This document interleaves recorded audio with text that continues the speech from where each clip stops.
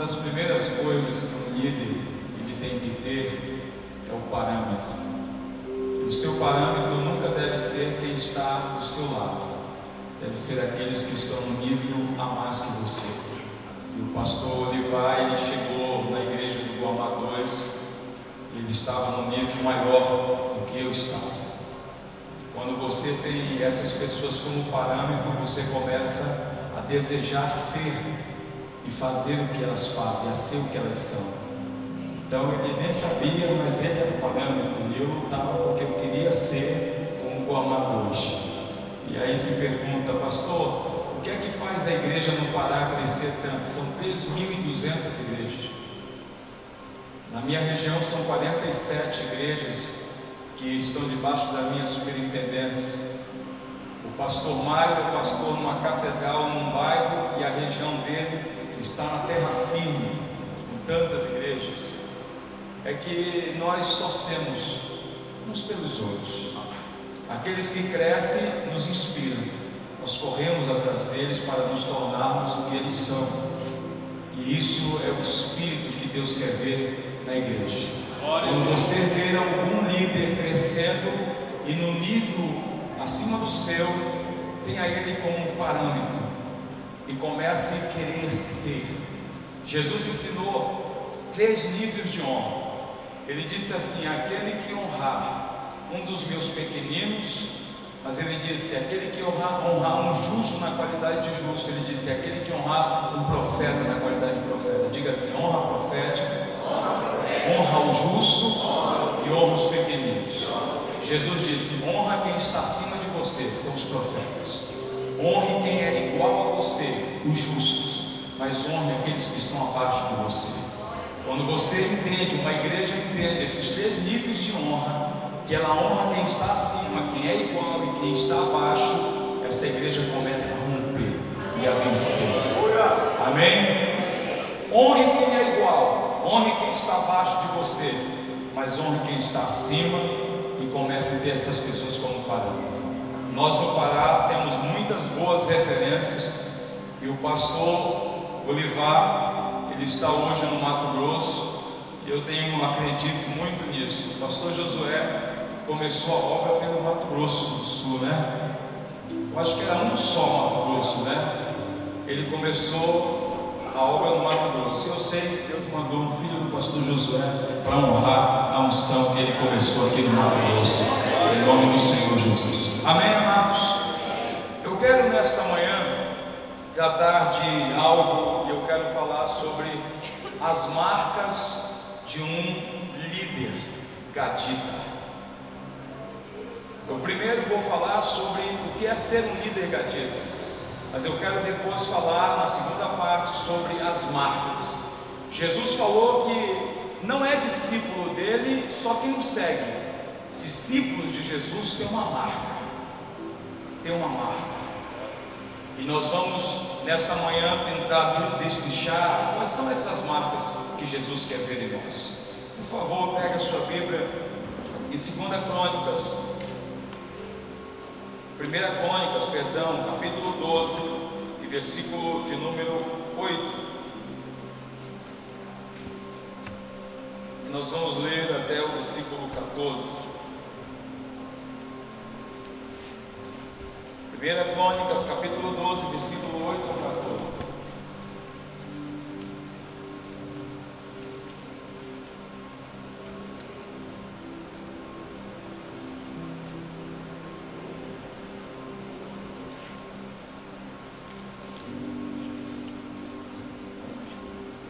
Crônicas, capítulo 12, versículo 8. Diz assim a palavra de Deus: da tribo de Gade, alguns aliaram-se a Davi em sua fortaleza e no deserto.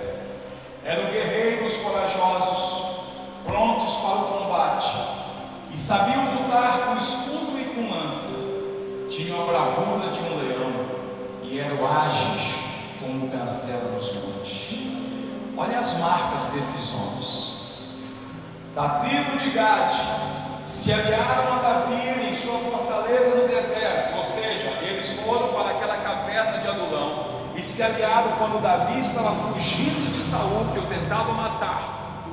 Esses guerreiros, que diz a palavra de Deus, eram guerreiros corajosos, digam, corajosos, prontos para o combate, prontos para o combate. Eles sabiam se defender, porque eles tinham o quê? Escudo, e eles sabiam atacar. Diga, um líder tem que saber a hora de se defender e tem que saber a hora de atacar.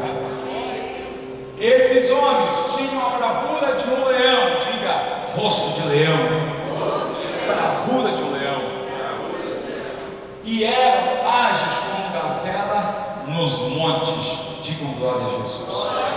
Versículo 9, por favor. Ézer era o primeiro, Obadias o segundo, Eliabe o terceiro, Mismana o quarto, Jeremias o quinto, Atai o sexto, Eliel o sétimo, Joanã o oitavo, Eusabade o nono, Jeremias o décimo e Maquibaná era o 11º, versículo 14. Todos esses de Gade eram chefes, eram líderes de exército. O menor líder valia por 100 e o maior enfrentava 1000.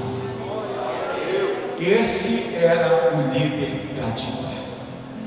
O menor valia por 100. O menor líder nessa catedral vai valer por 100. Você vai ser líder de células de 100. Você vai guerrear por 1000. Você vai enfrentar batalhas com 1000 pessoas que você vai ter na sua rede, que você vai ter na sua base. Nós cremos nisso. Diga glória a Deus. Espírito Santo, fala conosco. Tenha liberdade de falar ao nosso coração. Nos instrui segundo a tua palavra, em nome de Jesus. Amém? Pode sentar-se. Queridos, não são os nossos talentos que determinam quem nós somos ou onde nós vamos chegar. Diga bem forte, não são os meus talentos que determinam aonde eu vou chegar. Não são os meus talentos. O que determina o que eu vou ser ou aonde eu vou chegar são os meus comportamentos. Como eu me comporto na minha liderança, como eu me comporto na adversidade, como eu me comporto nos desafios. O que determina aonde eu vou chegar, se vou chegar tão longe, é como eu proponho a minha vida diante de Deus. E quando nós falamos de Gade, ou dos filhos dos gaditas, nós imaginamos, nossa, eles eram homens, se voltar ao versículo 8, eles eram guerreiros, eles eram fortes na batalha, eram homens destemidos, eles tinham a força de um leão, eles eram ágeis como gazelas, eram homens guerreiros, que homens poderosos. Mas não era sempre assim. Para mim contar a história desses guerreiros, porque eu estou chegando aqui quase começando pela conclusão, você tem que entender o início. Quem era Gade? Gade era filho de Jacó com uma escrava de Lia. Ele não era filho de Lia, ele não era filho de Raquel, ele era filho de uma escrava. E por ela ser escrava, quando ele nasceu, aquele menino nasceu, aquela mulher, Lia, exclamou dizendo afortunada, ou seja, ela deu o nome dele a Gade, consagrando ele a uma deusa da fortuna, a uma deusa a quem ela servia, que os escravos serviam. Ele nasceu debaixo de uma maldição, ele nasceu debaixo de uma família que o amaldiçoou. Uma criança que ao nascer já recebeu uma carga de maldição sobre ele. Por favor, Gênesis 30, versículo 10. Fala do nascimento daquele que se tornou aquela tribo, aquele exército de guerreiro. A Bíblia diz: e o Zilpa, serva de Lia, deu a Jacó um filho. Versículo 11. Então disse Lia: que grande sorte! Por isso o chamou Gade. A R.A. diz afortunada. Ela consagrou aquela criança, consagrou aquela pessoa a uma deusa a quem ela servia, a deusa da fortuna, a uma deusa que os escravos, que Zilpa servia. Pastor, mas que tragédia, que tristeza. E não para aí, chega lá na frente, por favor, chega mais lá na frente. Jacó também o amaldiçoou. Gênesis 49, 19.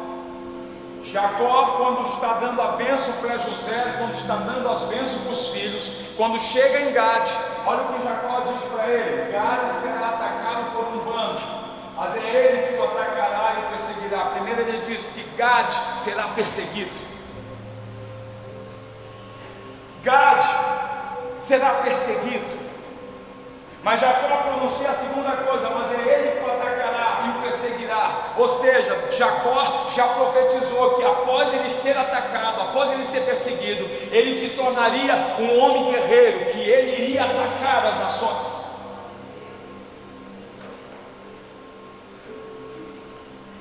Esse jovem que cresceu debaixo de uma maldição de uma escrava, que Lia profetizou sobre ele, que Lia declarou sobre ele cresceu. O que determinou aquilo que ele iria ser não era a carga que ele recebeu de quem disse que ele iria ser. O que as pessoas falam de você, o que as pessoas dizem de você, não importa. O que importa é aquilo que você está se falando, é aquilo que você disse de você, é aquilo que Deus falou que você vai ser, é aquilo que Deus escreveu para você. Isso é que importa. Quando eu perdi a minha mãe com 5 anos de idade, a minha própria família me abandonou. As pessoas imaginavam que eu não iria ter futuro, que não tinha conversa para mim. Os meus primos se isolavam de mim, porque eu não tinha presença paterna, materna, então eu não tinha estrutura familiar. Eu poderia ser um risco, porque imaginavam que eu poderia me tornar um jovem infrator, um usuário de droga, um ladrão. Eu tinha um short rasgado. Eu digo lá que foi eu que criei o short saia, porque o meu short rasgava e eu costurava, mas eu não sabia dar o nó cego. Então quando eu saía, o short desmanchava a costura e eu andava com aquela saia pela rua, ia para o lixão. As pessoas me desprezavam, me rejeitavam. As pessoas queriam dizer quem eu iria ser.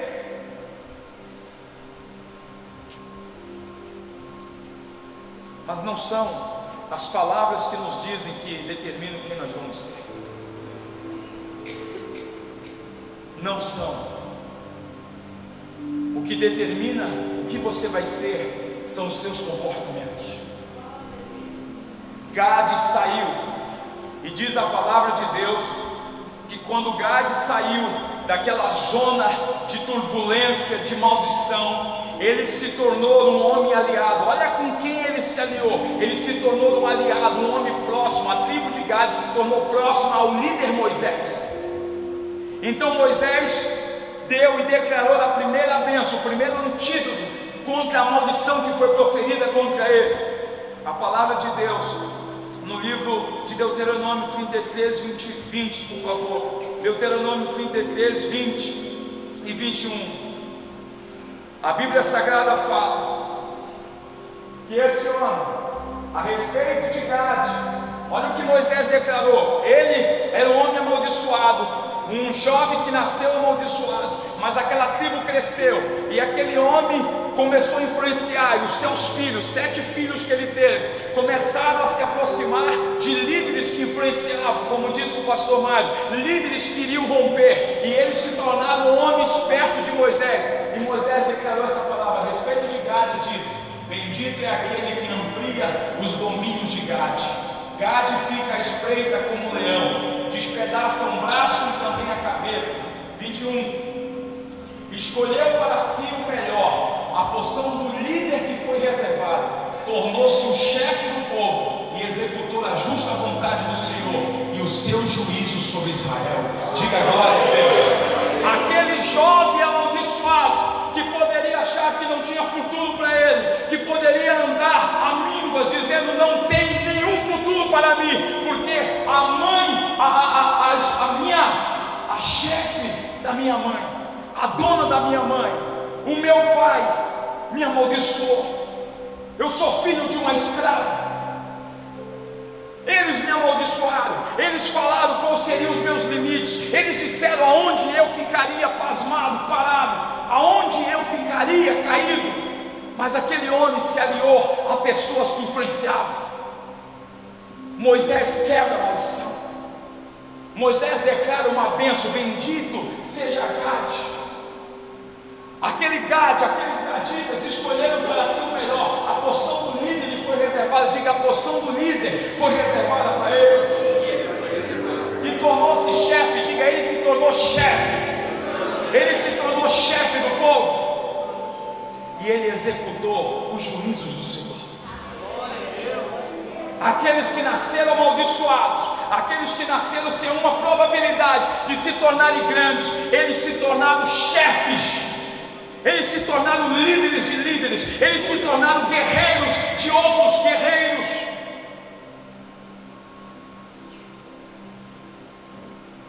E por que, pastor? Por favor, o texto de Números 26. Números 26, versículo 15. A Bíblia diz que esses homens, veja só o que a palavra de Deus se refere. E diz a Bíblia que esses homens, os descendentes de Gade, segundo os seus clãs, foram de Zefon, clã Zefonita, de Ragi, clã Ragita, de Suni, o clã Sunita. Versículo 16. Veja só a palavra de Deus. De Ozinha, clã Osnita, de Eri, o clã Erita. Versículo 17. De Arodi, o clã Erodita, de Areli, o clã Arelita, versículo 18. Esses foram os clãs de Gade, foram contados 40.500 homens. Diga assim, um só se tornou tribos, células, que reuniu 40.500 homens.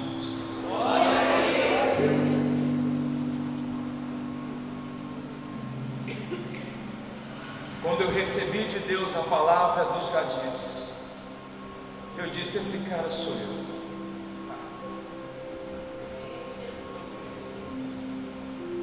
Esse cara sou eu.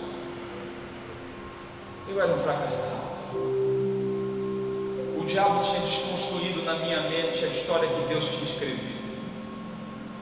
O diabo tinha feito eu narrar uma história totalmente errada a meu respeito. O diabo tinha feito eu acreditar que eu não ia ser ninguém, porque o meu pai me abandonou, o meu pai me deixou, o meu pai constituiu outra família, porque nem os meus querem eu por perto, porque ninguém me aceita. Esse cara sou eu. Porque eu nasci debaixo de tanta guerra, e além, quando eu nasci, os médicos quebraram meu braço, esse meu braço aqui, ele não gira.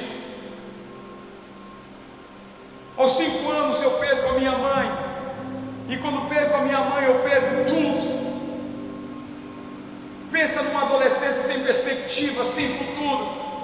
E quando eu olhei para o filho de Jacó, chamado Gade, eu imaginei no princípio: esse cara não vai ter futuro. Todos os outros poderiam ter futuro, mas esse Gade não vai ter futuro. Mas aí eu vou e dou de cara com a história que esse homem teve 7 filhos, e desses 7 filhos se tornaram 7 tribos poderosas, 7 tribos de guerra, e essas 7 tribos reuniu 40.500 homens. Eu pergunto: se Deus fez de Gade uma nação,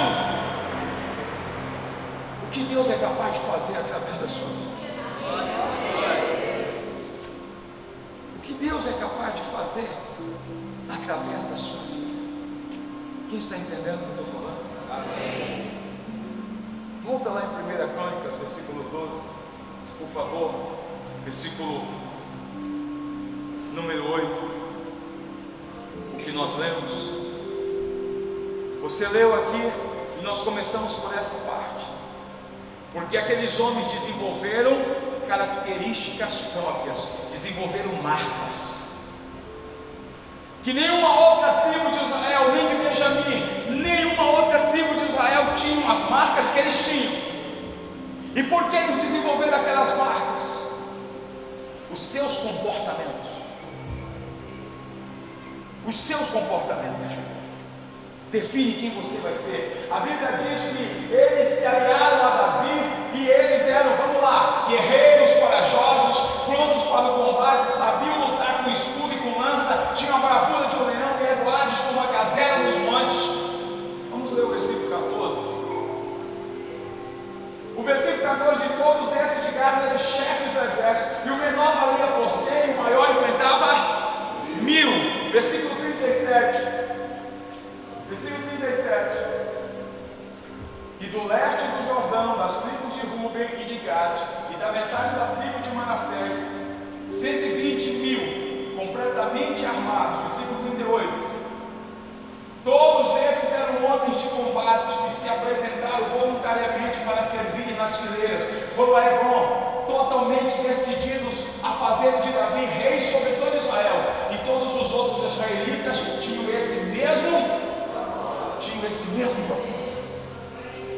Se a gente voltar, por favor, versículo 37, aquela tribo de 40.500 homens, agora eram 120.000 homens, e esses homens se aliaram a Davi, que estava fugindo de Saul, e eles disseram: Davi, nós estamos aqui para ir contigo e conquistar Israel, nós vamos guerrear.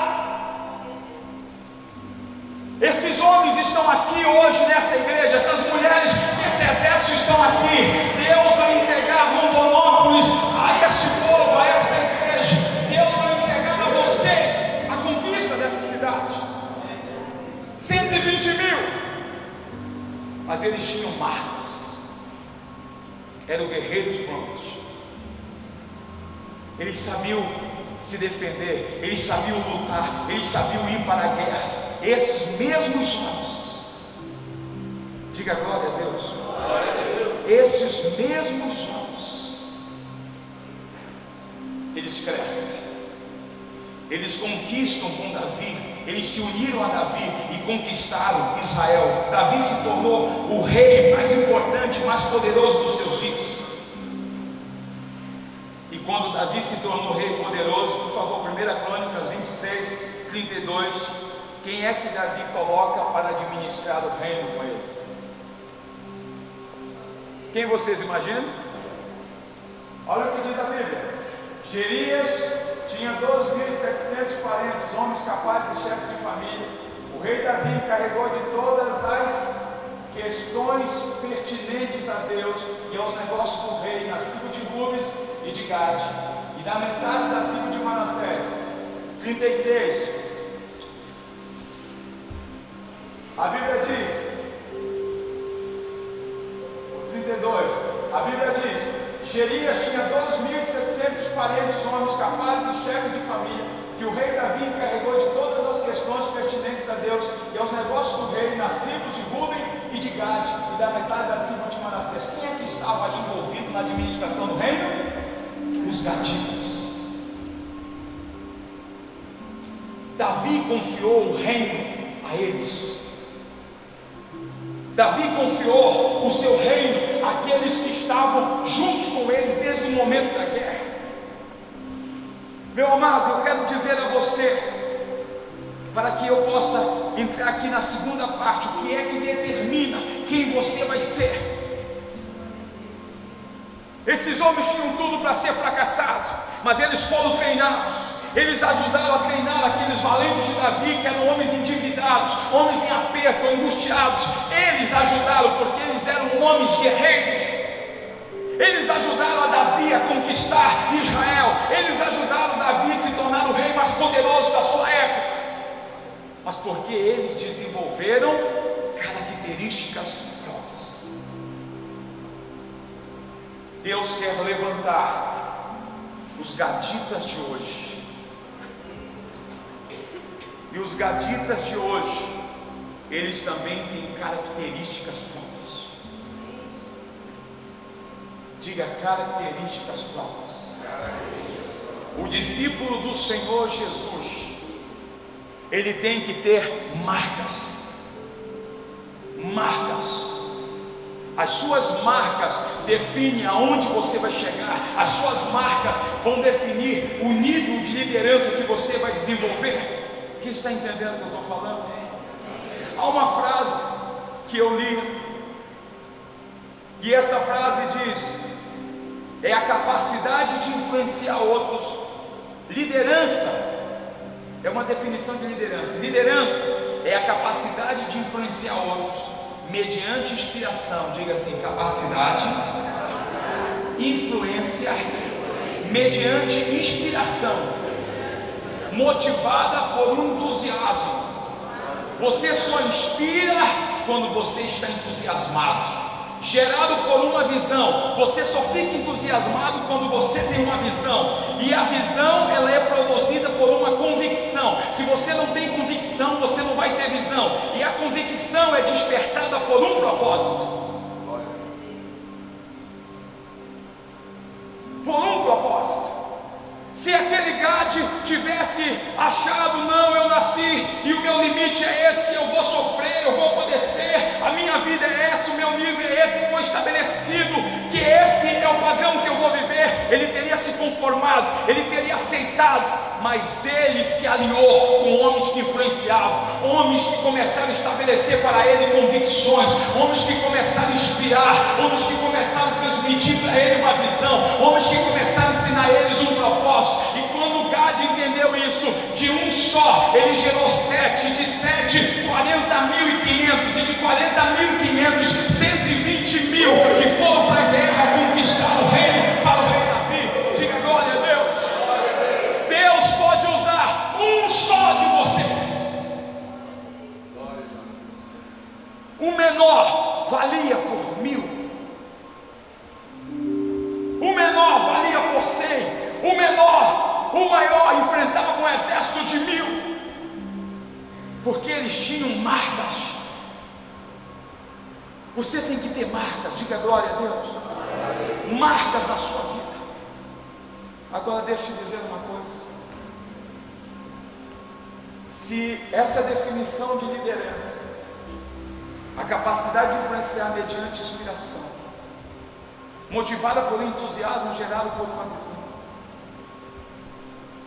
Deus está nos dando visão. Pregou ainda há pouco, pastor Marco. Mas nós, primeira coisa, motivação.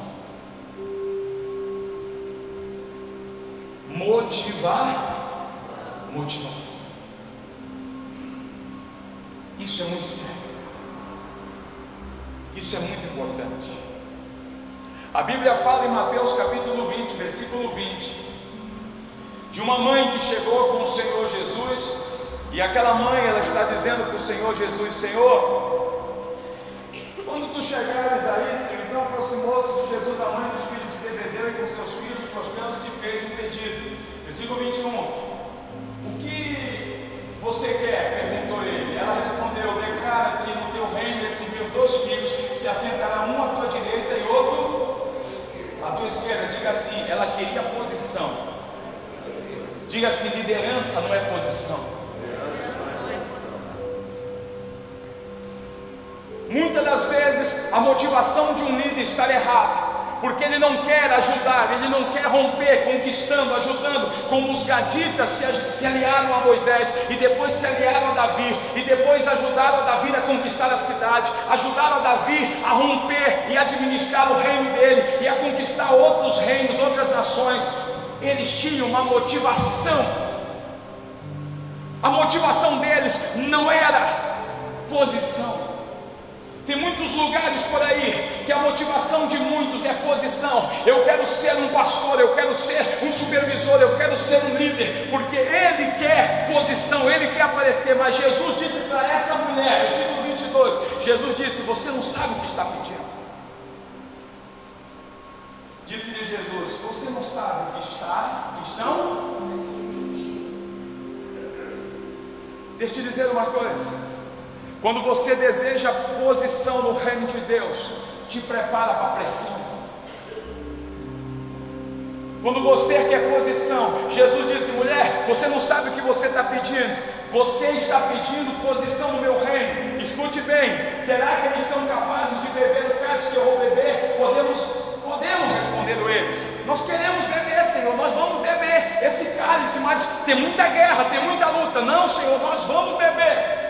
Então Jesus disse, Jesus lhe disse: certamente vocês beberão do meu cálice, mas o assentar-se à minha direita ou à minha esquerda não cabe a mim conceder. Esses lugares pertencem àqueles para quem foram preparados por meu Pai. Diga assim: liderança é algo preparado pelo próprio Pai, pelo próprio Deus. Você foi preparado pelo próprio Deus. Você foi preparado por Deus para ocupar uma posição. Mas não é uma posição para você aparecer, é uma posição para que você faça Jesus aparecer. Então nós temos que ter cuidado com a motivação do nosso coração, para que a nossa motivação não mude. Aqui não tem, mas lá em Marituba tinha muitos líderes que estavam atrás de posição. E quando você está atrás de posição, a motivação está errada. Você não pode servir a Deus por motivação errada. Você não pode servir a Deus com motivação errada. Quem está entendendo?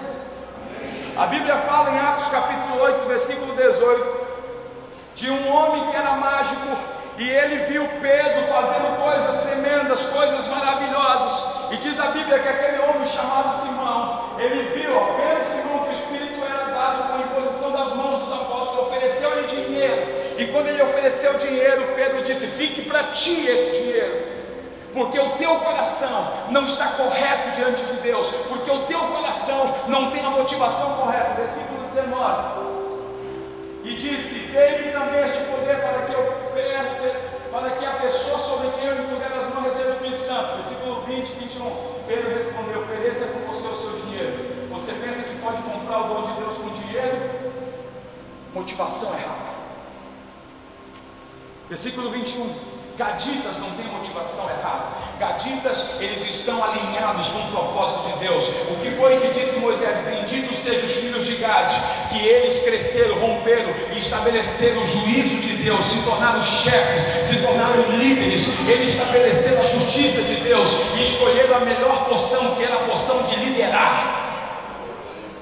Você está escolhendo a melhor porção. Você está aqui para ser treinado, para ser um líder de sucesso. Mas tome cuidado no decorrer do desenvolvimento da sua liderança, para que a sua motivação não mude.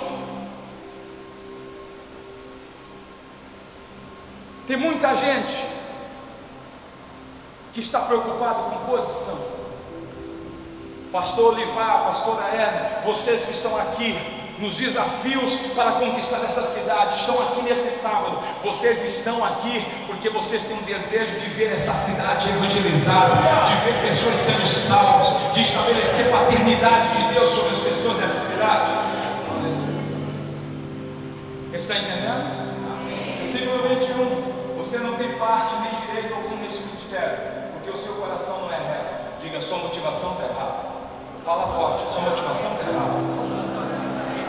A sua motivação está errada. Cuidado com a motivação.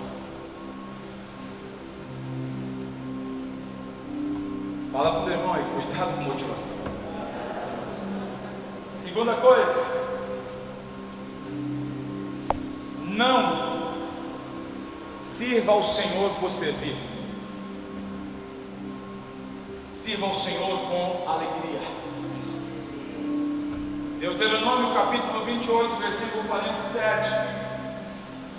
A palavra de Deus fala, e aqui eu quero aplicar, que você compreenda isso, que Deus está falando, Deuteronômio 28, 47. O que Deus está aqui reivindicando, olha o que ele disse: o Senhor, versículo 47. O que é que Deus está questionando? Deus não está questionando o povo de não ter servido. Deus está questionando o fato. Deus está dizendo: uma vez que vocês não serviram com júbilo e alegria ao Senhor, ao seu Deus, na época da prosperidade. Deus não está questionando o povo de não ter servido. Deus está questionando que eles estavam servindo, mas não estavam servindo com alegria. Isso é motivação. Quando você for para a célula, vá com júbilo. Quando você for para a igreja, sirva ao Senhor com alegria. Quando você for evangelizar, faça com alegria. Faça com alegria. Deus não está questionando aqui um povo que não serve. Deus está dizendo: vocês não me servem mais como vocês serviam antes.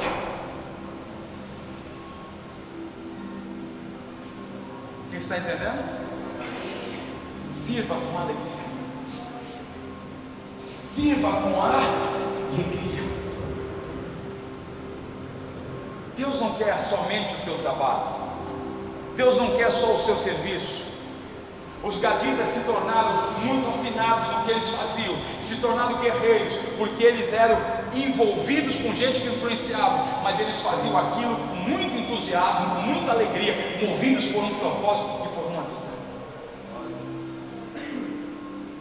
Quando a gente lê Atos capítulo 2, versículo 2 em diante, a gente vê Deus falando com uma igreja. Quando a gente lê esse texto, a gente diz assim: nossa, que igreja abençoada, porque Deus começa elogiando. Deus começa dizendo, capítulo 2, versículo, Apocalipse capítulo 2, versículo 2, Deus começa elogiando a igreja. Deus começa dizendo: eu conheço o teu trabalho, eu conheço a tua força, eu conheço a tua perseverança. Deus começa dizendo, capítulo 2, versículo 2, eu conheço a tua perseverança, eu conheço o que você tem sofrido, conheço as tuas obras, o seu trabalho árduo, a sua perseverança. Sei que você não pode tolerar homens maus e pôs a prova os que dizem ser apóstolos, mas não são, descobriu que eles eram impostores. Olha que igreja abençoada. Deus está elogiando, dizendo que conhece o seu trabalho. Diga assim: Deus reconhece o nosso trabalho. Deus reconhece o nosso trabalho, mas Deus não quer só o nosso trabalho.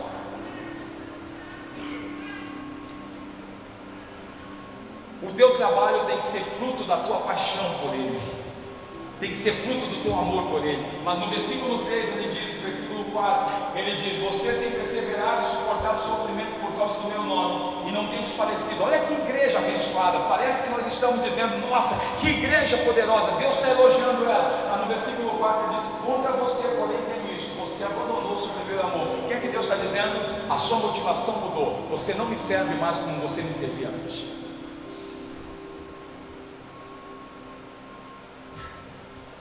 Eles começaram bem, mas agora eles não eram mais como eles eram antes. Amados, diga para o teu irmão aí: cuidado com a nossa motivação. Líderes gaditas, eles têm que ser movidos por amor, têm que ser movidos por alegria. Diga glória a Jesus. Eles têm que ser movidos pelo espírito de alegria em servir a Deus. Quantos estão entendendo isso? Quem está entendendo isso? Terceira coisa, cuidado com o seu coração. A Bíblia diz em Atos capítulo 7, versículo 39, o Estevão está pregando ao povo, e ele está dizendo: Deus está fazendo, Deus está operando. Mas ele diz: mas os nossos antepassados se recusaram a obedecer, pelo contrário, rejeitaram, e em seus corações voltaram para o Egito. Diga assim: o coração retrocedeu.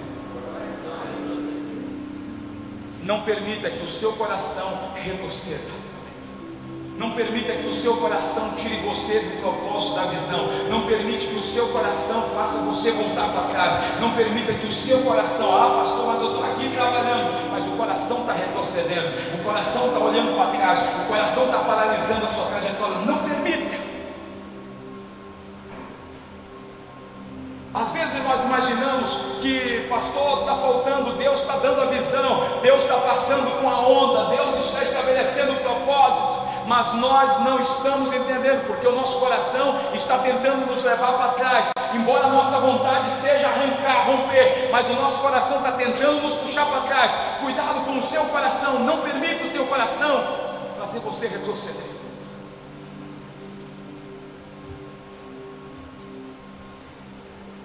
Quarta coisa, não resista ao que o Espírito Santo fala. Não resista à visão. Se a onda está passando, entre na onda e comece a surfar.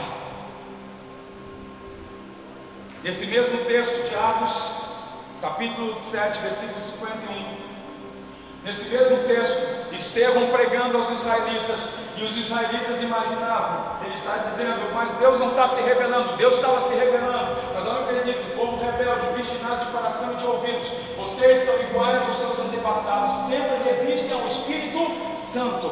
Não resista à visão que o Espírito Santo está estabelecendo. Não resista ao que o Espírito Santo está colocando como meta, como propósito para a sua igreja, para a sua vida, para a sua liderança. Navegue junto, o Espírito Santo está passando, entre na onda e comece a ir à direção que o Espírito Santo está mandando. Quem está entendendo? São marcas de um líder. Ter cuidado com o seu coração, ter cuidado com as suas motivações. Quem está entendendo o que eu estou falando? Amém. Líderes, fale para o teu irmão aí, treine os teus olhos.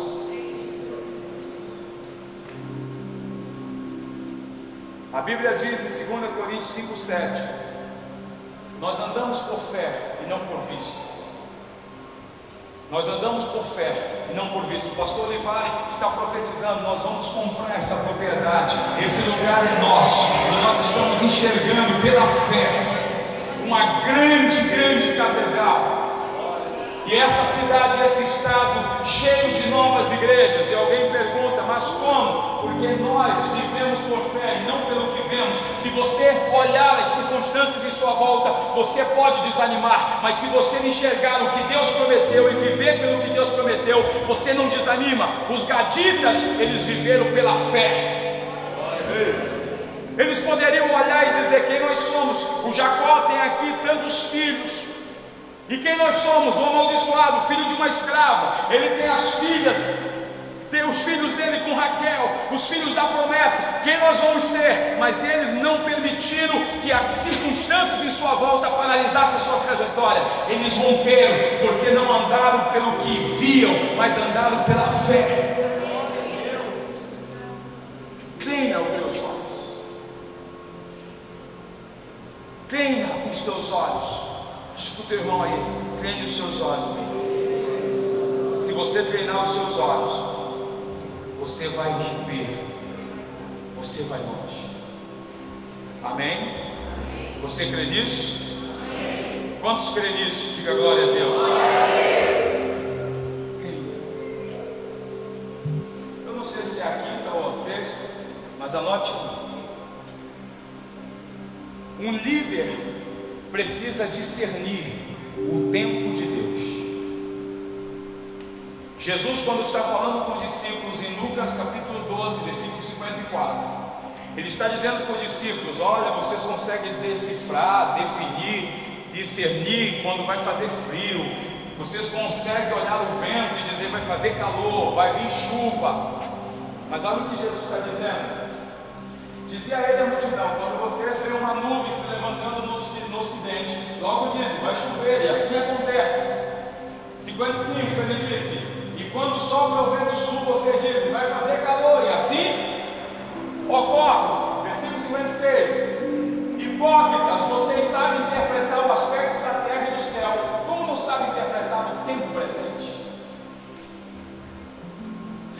ser um líder vitorioso, se você quer romper, você tem que compreender, discernir o tempo de Deus para romper. E esse é o tempo que Deus está trazendo para Rondonópolis para romper. Você tem que entrar nesse tempo e você tem que fazer as coisas corretas. Se nós não discernirmos o tempo de Deus, o tempo passa. Quando nós não discernirmos o tempo de Deus, nós vamos ficar como os discípulos, dizendo: Senhor, ainda falta tantos meses para a colheita. E Jesus disse: não, os campos já estão brancos, a colheita já está pronta, vão para a ceifa, façam a colheita. Meu amado, não falta 6 meses, 1 ano, 2 anos, 3, para o tempo de Deus chegar para a sua vida. O tempo de Deus já chegou. Deus está estabelecendo o tempo dele para essa cidade, para essa igreja. Jesus está corrigindo os discípulos, está corrigindo as multidões. Vocês conseguem entender muita coisa, mas vocês não estão entendendo o meu tempo para vocês, o meu tempo para a vida de vocês. Compreenda, é chegado o tempo de Deus na nossa vida. Diga glória a Jesus, diga glória a Jesus. Quantos estão entendendo? Diga glória a Jesus. Vença. Um líder, ele não pode viver se lamentando. Os gaditas, você vê eles se lamentando? Não, eles transformam aquilo que era fraqueza, eles transformam em grande força.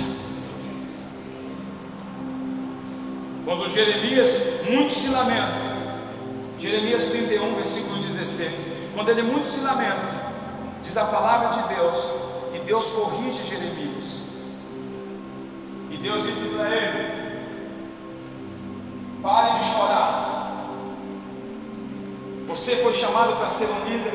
Então entenda isso, assim diz o Senhor: contenha o seu choro e as suas lágrimas, pois o seu sofrimento será recompensado, declara o Senhor. Eles voltarão da terra do Egito, versículo 17. Por isso há esperança para o seu futuro, declara o Senhor: seus filhos voltarão para a sua pátria. Quem um dia nessa cidade se afastou do Senhor Jesus vai voltar para essa igreja. Pare de lamentar, comece a olhar para o futuro, porque Deus está dizendo: há um futuro para você, há um futuro para a sua igreja, há um futuro para esse povo, para essa cidade. Mas Ele está dizendo, 16, pare de chorar, pare de chorar, pare de lamentar, contenha o seu choro. Você tem que ser ousado, você tem que ter a intrepidez do Espírito. Você foi chamado para ser um líder gadita, e esse líder gadita, ele tem uma marca, ele é guerreiro, ele está sempre pronto para atacar e pronto para se defender. Ele sabe usar a espada, as lanças, o escudo. Ele tem rosto de leão, ele tem a força de um leão, ele tem a agilidade de uma gazela. Mas tem líderes, muitas das vezes, em muitos lugares, que eles vivem lamentando. Se você quer ser um líder para romper, você precisa vencer. Não permita que a lamentação ela venha paralisar a sua vida, paralisar a sua trajetória. Deus tem um futuro para você. É isso que diz no versículo 17: Deus tem um futuro para você. E quantos querem que Deus realize esse futuro? E se você quer que Deus realize esse futuro, líderes têm que gerar expectativas. O que é que faz nós gerarmos expectativa? Visão, propósito. Visão, propósito. O que nos faz gerar expectativa? Provérbios 23, 18. Quando nós geramos expectativas, o que é que acontece, pastor, com a nossa vida? quando nós geramos expectativa. Olha o que a Bíblia diz: se agir assim, certamente haverá um bom futuro para você, e a sua esperança não falhará. Gere expectativas. Deus quer que você gere expectativa. Diga para o teu irmão aí: você precisa gerar expectativas em Deus. Gere expectativas em Deus. Comece a estabelecer a expectativa que Deus colocou na tua vida. Comece a empreender essa expectativa. Comece a romper. Porque se você gerar expectativa, haverá um bom futuro para você. Você vai viver uma vida vitoriosa. Olha, irmãos, eu investi 1.800.000 em propriedades que eu comprei em volta da igreja. E sabe quanto eu tinha? Nada, nem um centavo. Agora nós estamos projetando a construção da nova catedral. E o que é que me faz ficar de pé? O que é que me faz estar entusiasmado na igreja? O que me faz estar feliz? Exatamente as minhas expectativas. Eu gero expectativas em Deus. E as minhas expectativas, elas não vêm das pessoas que estão em minha volta. As minhas expectativas, elas vêm do Senhor, que produz dentro de mim uma visão, que produz dentro de mim um propósito. E eu olho para isso e me sinto entusiasmado. Diga glória a Jesus. Diga aleluia. Você crê nisso? Quantos crê nisso?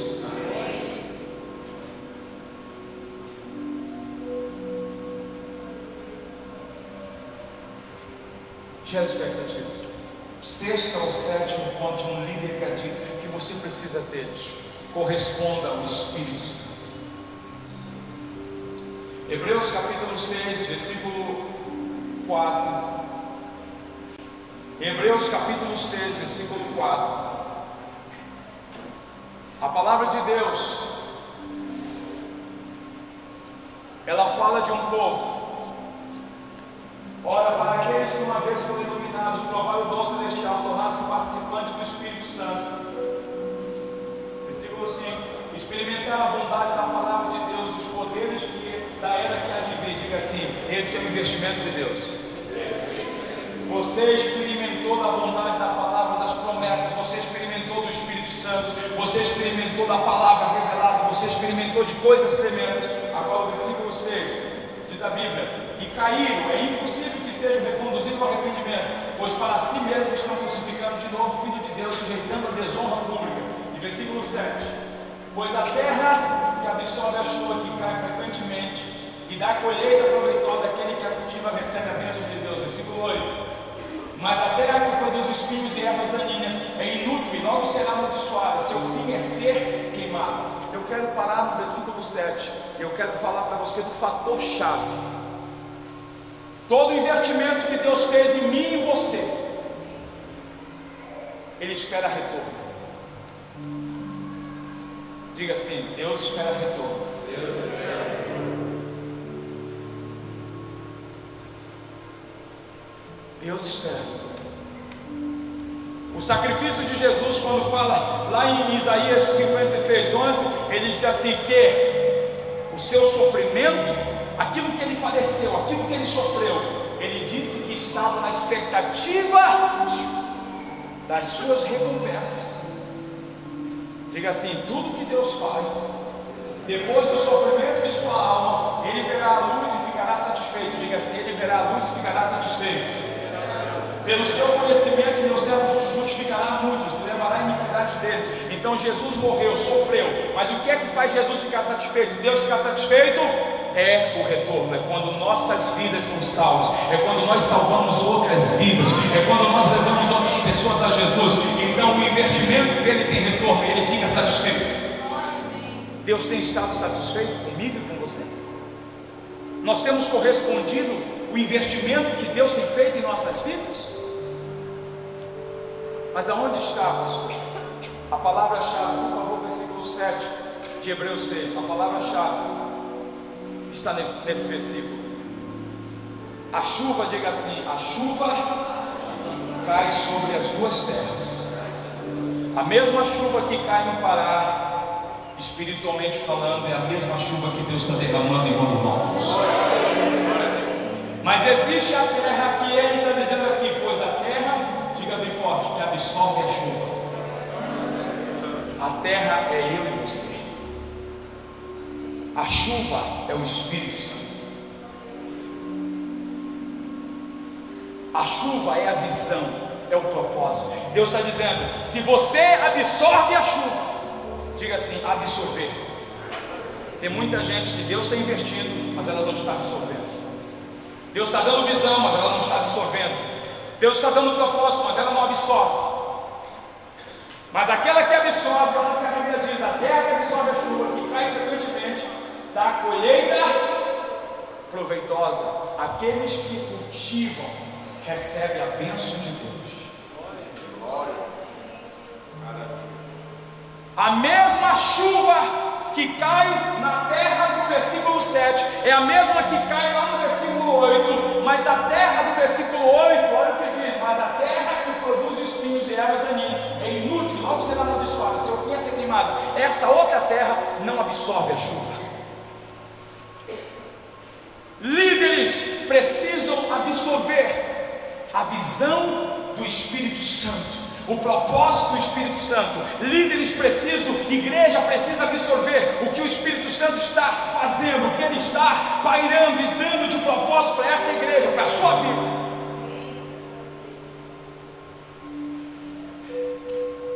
Você é a terra que está absorvendo? Ou a gente vive um momento, mover, aleluia, glória a Deus? Eu brinco lá na igreja com os jovens, chupa a bala, fala até em outras línguas, aleluia, mas não absorve. E se não absorve, não dá frutos. E se não dá colheita, não é abençoado, porque é isso que ele está dizendo isso, e recebe a bênção do Senhor. Tem muita gente que está esperando pela bênção, e Deus está dizendo, meu filho, eu gerei expectativas em você, eu estou esperando você me corresponder. Meu filho, eu reguei a tua terra, eu investi, eu te dei a revelação da palavra, eu pus em você as coisas que ainda não de vir, o futuro, eu fiz você experimentar dos dons celestiais, eu fiz você experimentar de coisas que ainda vão acontecer, eu fiz você experimentar poder, eu estou gerando expectativas em você, me corresponda aqui, eu vou te corresponder. Tem algo que você está esperando, pastor, eu estou esperando algo de Deus, e Ele também está esperando algo de você.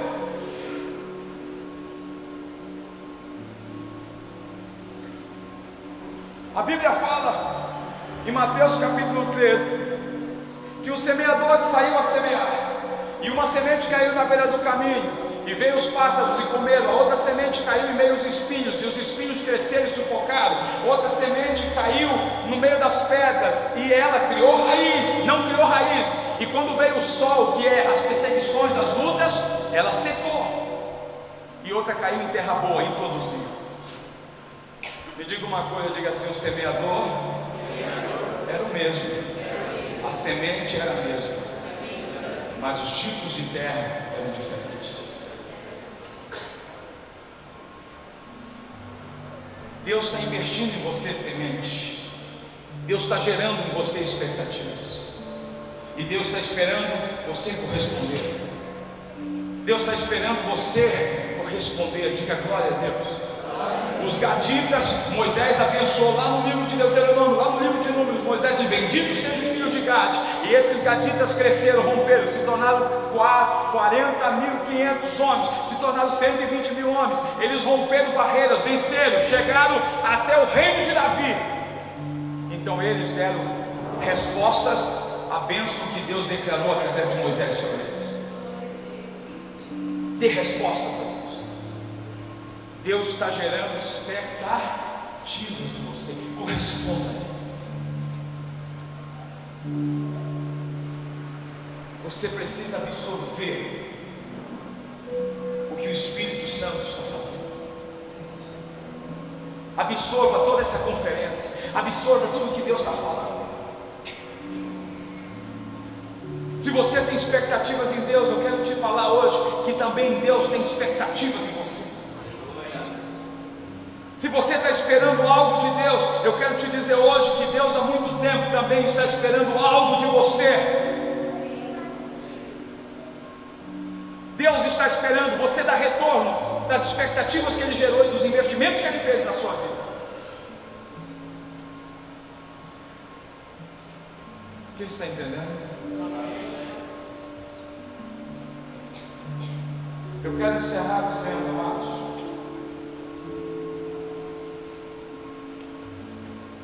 Deus há muito tempo está te observando, e Deus sabe do que você é capaz. Talvez nem você sabia. Eu gosto de um texto que está em João capítulo 1, versículo 47, que é o momento que Jesus chama Natanael. Mas eu gosto da parte final, quando Jesus chama Natanael, ao ver Natanael se aproximando, disse Jesus: aí está o verdadeiro israelita, em que não há falsidade, ou seja, o verdadeiro cristão, o verdadeiro filho de Deus. E Natanael, no 48, ele exclama: como me conheces? Como sabes quem eu sou? Perguntou Natanael: de onde me conheces? Jesus respondeu: eu o vi quando você ainda estava debaixo da figueira, antes de Filipe te chamar. Deus te conhece antes dele te chamar. Deus estava de olho em você antes de te convidar para fazer parte dessa igreja. Deus estava atento a você antes de você se tornar um líder de célula, antes de você se tornar um supervisor. Talvez você disse: pastor Olivar, eu não sei nada disso, pastor Olivar, eu não sou capaz. Mas Deus disse para o pastor Olivar: chame. Deus disse para a pastora Ela: chame, porque Deus estava te observando antes dele te chamar. Antes de você vir, Ele já sabia do que você era capaz. Não importa quem te amaldiçoou, não importa se o teu pai, se a tua mãe, não importa se a última geração, se a primeira te amaldiçoaram, não importa qual a vida que você viveu lá fora, não importa as lutas que você teve, Deus te escolheu, Deus te chamou, você foi chamado para ser um líder gadica, você foi chamado para ser um guerreiro de Deus, você foi chamado para libertar pessoas, para salvar vidas, você foi chamado aquilo que Deus quer que você seja.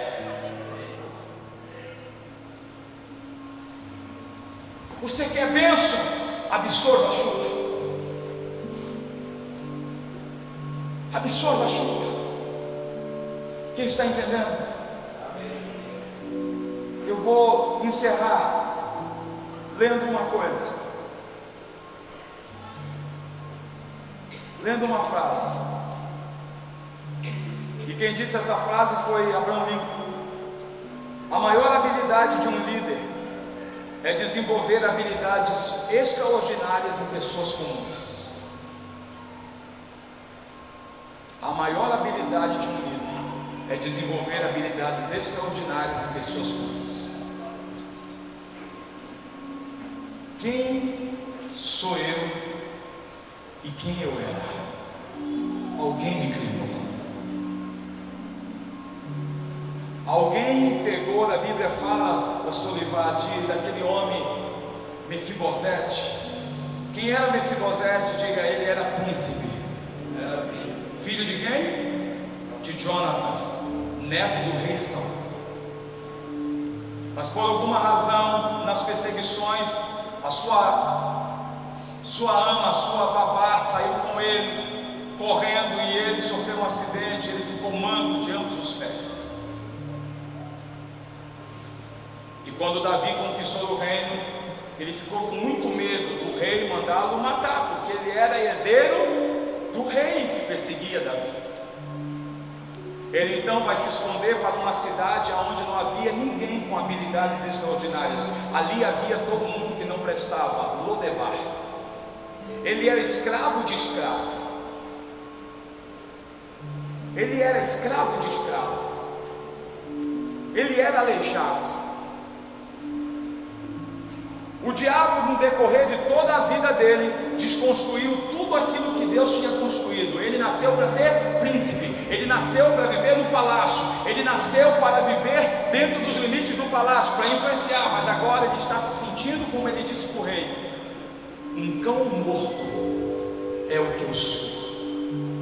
Quem sou eu para que o rei se lembre de mim? Quem sou eu para que o rei me chame? Eu sou um cão morto, é o que eu sou. Escute bem. Nunca permita que o inimigo desconstrua na sua mente o que Deus gerou nela. Você foi criado para ser um gatita. Você foi criado para viver por cima. Você foi criado para influenciar. Você foi criado para viver no palácio. Você foi chamado para sentar na mesa com o teu rei. Mas o inimigo desconstruiu isso. Quando o rei manda chamar, ele disse: quem sou eu? Eu sou um cão morto. Como é que pode um homem que era príncipe agora dizer que ele é um cão morto? O inimigo conseguiu desconstruir tudo que Deus tinha estabelecido. O inimigo desconstruiu na mente dele e construiu uma outra história. Não permita que o inimigo narre na sua mente uma história que às vezes você narra para você. Eu não sirvo para nada, eu não presto. Era essa história que eu narrava na minha infância. Era essa história. Quando eu vinha da Ceasa com as frutas podres, carregado numa saca, e eu, uma criança de 7, 8 anos, fedendo dentro do ônibus, e aquele chorume das frutas escorrendo, e eu sentado lá na última cadeira do ônibus, as minhas lágrimas desciam.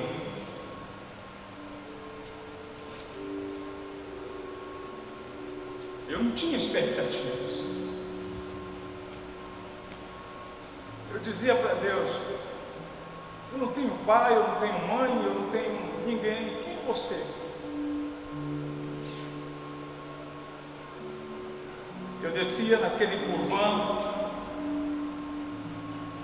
as minhas poucas roupas eram numa caixa de papelão, num quartinho de tábua cheio de brechas, e que eu pegava papelão lá na mercearia do Ceará, me lembro até hoje. E eu encapava todinho as paredes para que ninguém olhasse para dentro daquele quartinho. Você tem uma expectativa? Me diga uma coisa: o inimigo desconstruía todos os meus sonhos, todos os meus projetos. Fui morar com uma família que me maltratava, que me humilhava, que me batia. Meu Natal era na sarjeta, sentado, não tinha um brinquedo e uma roupa nova. Que expectativas eu tinha? Eu me achava um cão morto. O que não servia para ninguém servia para mim, as pessoas me davam. Mas eu conheci Jesus.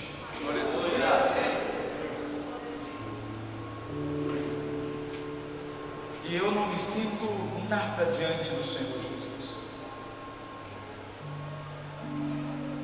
Nada. Mas alguém começou a reconstruir as habilidades de Deus dentro de mim. Eu comecei a crer. Eu comecei a crer. Eu comecei a trabalhar para Jesus. A Bíblia diz em 2 Coríntios 3: não que sejamos capazes de nós mesmos de pensar alguma coisa, mas a nossa capacidade vem do Senhor. Deus começou a me habilitar, a me capacitar. Eu era um jovem, um adolescente, e que às vezes eu saía da casa da família com quem eu morava, e sem nenhuma expectativa, um adolescente, eu dizia assim: o único jeito para mim é morrer. Eu tentava, às vezes eu pensava, olhava o ônibus que eu ia pedir carona para subir pela frente, para mim estudar,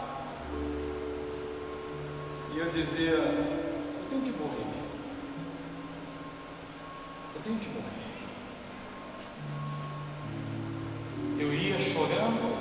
e chorando.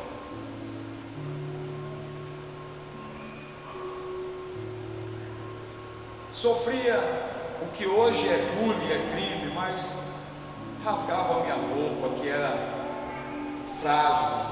O meu sapato era furado, pegava o meu sapato na sala de aula e jogava.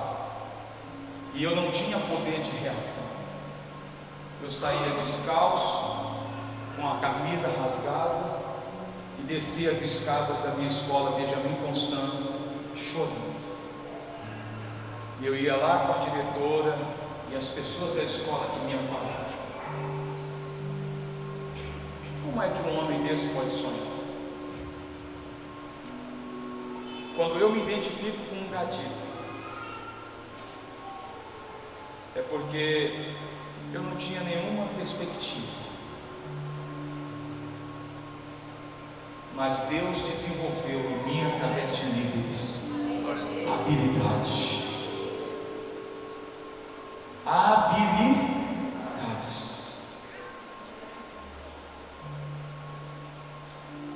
Deus usou pessoas para me mandarem para congressos, para me mandarem para conferências como essa, porque eu não tinha dinheiro para pagar.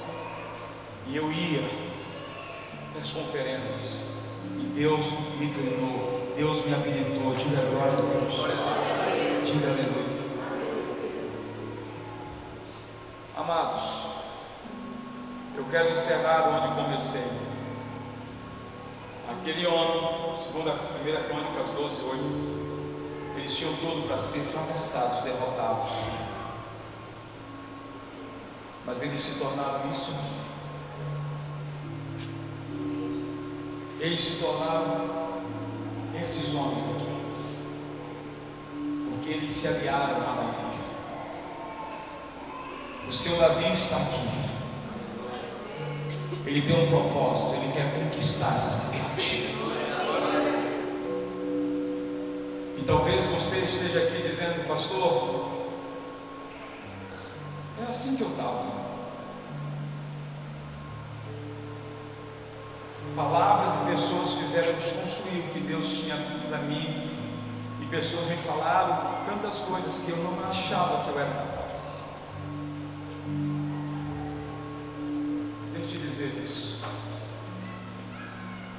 Deus gosta quando nós falamos para Ele das nossas fraquezas, porque quando nós nos julgamos fracos, nós nos tornamos fortes. Porque Deus começa a nos aperfeiçoar.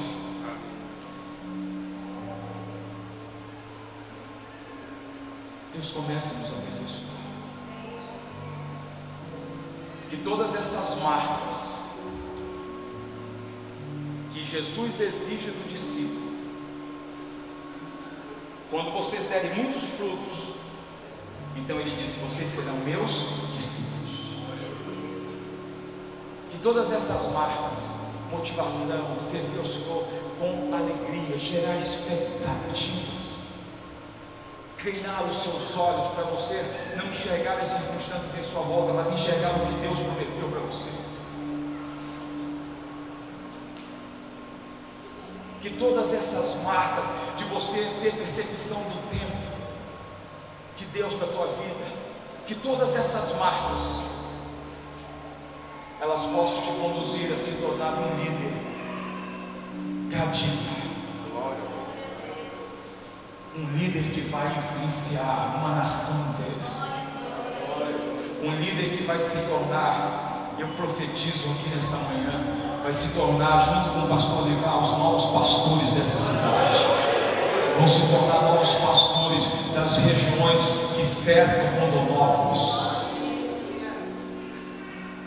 Que um dia, quando nós tivermos notícia, pastor Livar, ele vai dizer: sabe essa pessoa que ela estava como líder, como membro na primeira conferência, agora ela é pastora, pastor de tal cidade, é pastor de tal tabernáculo, é pastor da congregação. Eu profetizo que aqui estão os pastores e pastoras que Deus vai levantar. E você diz: pastor, mas eu não me acho capaz. Pois é, os gadinos também não.